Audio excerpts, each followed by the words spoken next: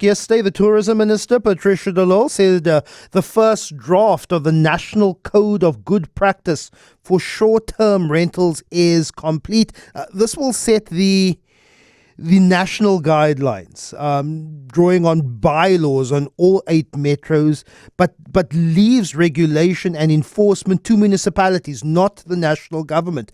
Patricia de Lille says she doesn't want national government to be the big brother of the Airbnbs and the booking.coms of this world. So this policy, it clarifies what counts as a commercial short-term letting or occasional hosting. Then there's also a guideline around appropriate rates and rules, same regulations that hotels have. But we do know that national government and the city says we're not keen in regulating necessarily to the T the Airbnb market.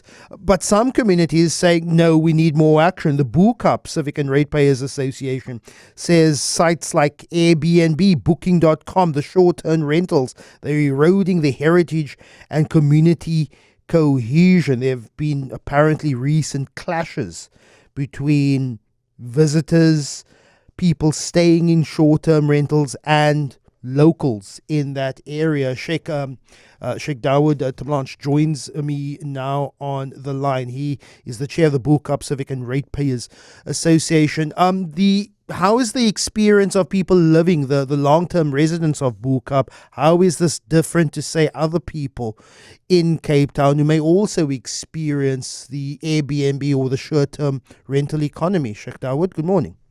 Good morning, Lester, and good morning to all the listeners of CapeTalk. Yes, undoubtedly, I think we need to understand the history of Bo-Kaap. Bo-Kaap is unfortunately not like any other community in Cape Town. It's the oldest living urban Muslim community in South Africa.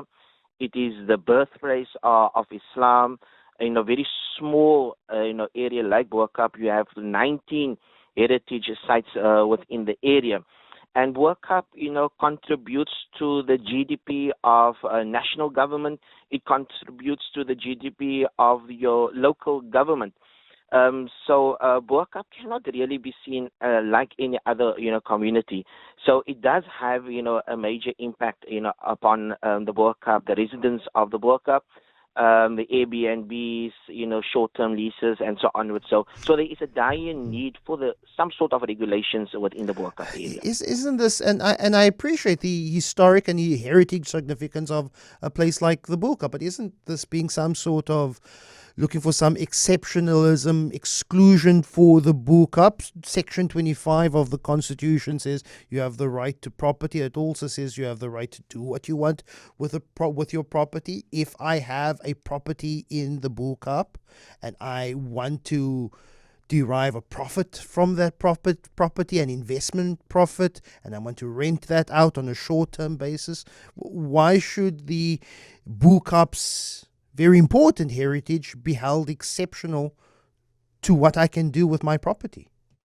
I don't think we are denying, the rights of NB within the area. We're calling upon, regulations. Like the city of Cape Town, if you're comparing the bylaws of the city of Cape Town, they are always putting out bylaws, and that is what we are asking for. And so what we are saying, some sort of regulations need to be in place. What we would like to see is that the owners of these Airbnbs, are on property. They're living, there, so that if anything happens, if there's any form of disturbance, if there is, a disrespect for the culture, its heritage, and its history, we are able to immediately respond to it. So most of these Airbnbs, the owners, unfortunately, they're not on premises. And this creates usually the biggest problem, for us within the area. And Bo-Kaap is not, designed really, for a major tourism. Yeah. If you're looking at the roads and all of that. So this is what we are calling for. We're not saying no. Yeah. What we are saying is, draw a difference between, and I know that the Bo-Kaap community has fought and won when it comes to, for example, tour buses operating in the area, and the city has in the past conceded, okay, these tour buses need to park somewhere else. But how is the influx of, say, 90 to 100 day tourists at a time in a bus different to, say, a traveling couple who is booking an accommodation, a short-term accommodation, at a Bo-Kaap home, or a home in the Bo-Kaap for 5 days? How logistically is that different? How does this create a disturbance, a disruption to the life of the residents of Bo-Kaap? So you must remember, so we're not only talking about 100 tourists within the area on a daily basis. We're looking at more than that, possibly more than 1,000. No, I'm talking about a bus. A bus at a time brings in about Yeah. 90 to 100. Yeah. So we have many buses, that drops the tourists in the Buitengracht Street. So there in itself, so when people are coming into the area, they know a bit of the history. So it's also the enforcement of that history, because unfortunately, when tourists do come into the area, our people, our tourist guides are not there. They are not benefiting, from tourists.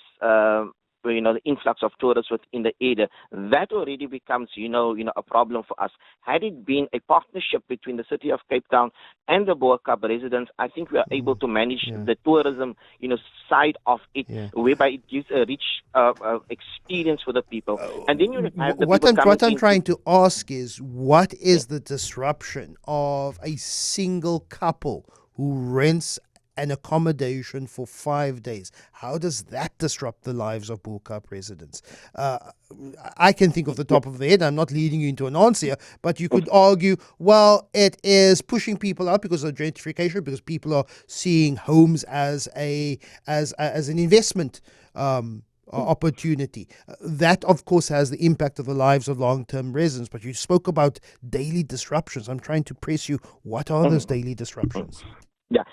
So when we are looking at the daily disruptions, when whether it's 1 day, whether it's 2 days, whether it is a few days, people are coming to rent within the area. So number one is that there is what we have seen, and I'm talking about from experience side, is that unfortunately, some, not all of them, do not understand the culture. They do not understand, the history of the area. So, for example, as I've indicated, Bo-Kaap is it's a birthplace of Islam. So what happens is that we see people, for example, drinking openly, on the balconies, on the stoops. What we are seeing people doing is that they allow music being played. We're seeing a disruption in early parts, of the morning. And unfortunately, it's becoming something that becomes really, unbearable for us. So when you are converting it into an Airbnb, it not just changes the use of the building, but it threatens Bo-Kaap's, identity. I appreciate you there. Sheikh Dawood Terblanche, Chair of the Bo-Kaap Ratepayers and Civic Association.